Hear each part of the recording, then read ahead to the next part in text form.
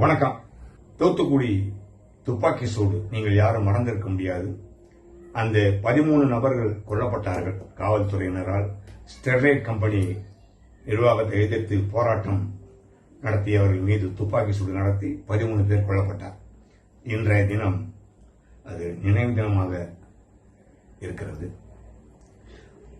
அந்த துப்பாக்கி சூடு நடத்தப்பட்டதுக்கு அருணா ஜெகதீசன் நீதிபதி அவர்களை கொண்டு ஒரு குழு அமைக்கப்பட்டு அது விசாரணை கமிஷன் அமைத்தார்கள். விசாரணை கமிஷன்ல 13 பேர் கொல்லப்பட்டது நியாயம் கிடையாது, இது கொலை செய்யப்பட்டது, அதனால அவங்க பேர்ல நீங்க கொலை குற்றம் எஃப்ஐஆர் பதிவு செய்யணும் அப்படின்னு சொல்லி அறிக்கை கொடுத்தாங்க. அண்ணா திமுக ஆட்சி போச்சு, திமுக ஆட்சி வந்துச்சு.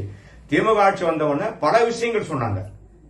அண்ணா திமுக நடந்த அநியாயங்கள், அக்கிரமங்கள் எல்லாத்துக்கும் நாங்க நடவடிக்கை எடுப்போம், ஒண்ணு இது சட்டப்படி நடவடிக்கை எடுப்போம் அப்படின்னாரு. அதே மாதிரி நம்ம பொள்ளாச்சி பாலியல் வழக்கு இன்னும் பெண்டிங்ல இருக்கு, நடவடிக்கை எடுக்கல. திமுக போயிட்டாங்க, கல்லா கட்டிட்டு போயிட்டாங்க. அடுத்து ஜெயலலிதா மரணத்தை நாங்கள் விடவே மாட்டோம் அப்படின்னார்கள்.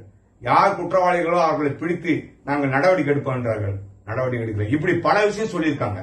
அதுல இதுவும் ஒண்ணு. ஏன் இதை நான் இவ்வளவு பிரஷர் கொடுத்து பேசுறேன் அப்படின்னா, இன்றைக்கு பொறுப்பேற்று இருக்கின்ற மரியாதைக்குரிய தமிழக முதல்வர் விஜய் அவர்கள் இந்த துப்பாக்கி சூடு கலவரத்திலே கொல்லப்பட்டவர்களுடைய பெற்றோர்களை இரவோடு இரவாக தனிமையிலே சந்தித்தார் விஜய் அவர்கள். அவ்வளவு போலீஸ் நெருக்கடி, அவங்க யாரையும் பார்க்க விடாம நெருக்கடி பண்ணாங்க. இவர் எல்லாத்துக்குமே டேக்கா கொடுத்து போய் பார்த்துட்டு வந்தார், எல்லாரும் போய் பார்த்துட்டு ஆறுதல் சொல்லிட்டு வந்தார். இப்ப அவர் முதல்வராக இருக்கின்றார். அவரால் இந்த நிகழ்ச்சியை கண்டிப்பாக மறக்க முடியாது. அதிமுக செய்த அயோக்கியத்தனம், துரோகம், அதை கண்டிப்பாக நடவடிக்கை எடுப்பேன் என்று ஏமாற்று பேச்சு பேசிவிட்டு சென்றது திமுக அரசு.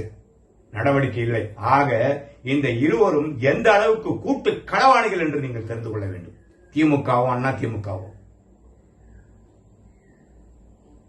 இதைவிட வெட்கக்கேடு, திமுகவுடன் கரம் கோர்த்து தோளோடு தோளாக நின்ற கம்யூனிஸ்ட் கட்சிகள், இடதுசாரிகள், அவர்கள் கூட இது சம்பந்தமாக எதுவுமே பேசவில்லை. ஏன்னா ஆளுங்கட்சியோட கூட்டணியில் இருக்கிறோமே, அவங்க செய்யற தப்புக்கெல்லாம் ஜால்ரா போட்டிருந்தாங்க கம்யூனிஸ்ட்காரங்க. திமுகவுக்கு விளக்க பிடிக்காத குறை கம்யூனிஸ்ட்காரங்க பண்ணது. ஆனா இப்ப நடவடிக்கை எடுக்கணும். முதல்வர் அவர்களுக்கு இந்த விஷயம் கண்டிப்பாக மறப்பதற்கு வாய்ப்பே கிடையாது. நிச்சயமாக இந்த கொல்லப்பட்டவர்கள் குடும்பத்திற்கு ஏதாவது உதவி செய்ய வேண்டும். அந்த ஆன்மா சாந்தி அடைய வேண்டும் என்றால் துப்பாக்கி சூடு நடத்திய அனைத்து போலீஸ்காரர்கள் மீதும் கொலை வழக்கு பதிவு செய்து உள்ளே போட வேண்டும். எஃப்ஐஆர் போட்டு ரிமாண்ட் பண்ணணுங்க. இந்த மாதிரி பல விஷயம் இருக்கு. அதிமுக செய்த அயோக்கியத்தனத்தை நான் காப்பாத்துறேன், நான் வெட்ட வெளிச்சமாக்குறேன்னு சொல்லிட்டு எல்லாத்தையும் மழிப்படா பேசிட்டு திமுக ஓடி போச்சு. இந்த மாதிரி பல விஷயங்கள் இருக்கு. நான் உங்களுக்கு ஒவ்வொரு வீடியோவா உங்களுக்கு போடுறேன்.